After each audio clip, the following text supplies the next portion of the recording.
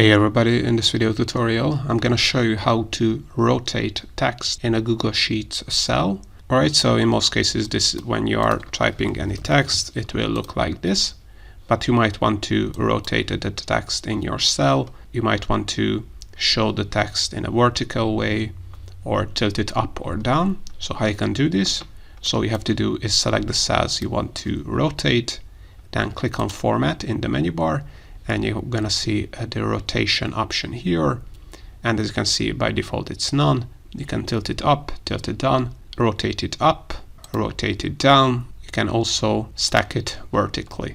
So now this is how you can rotate text in a Google Sheets cell.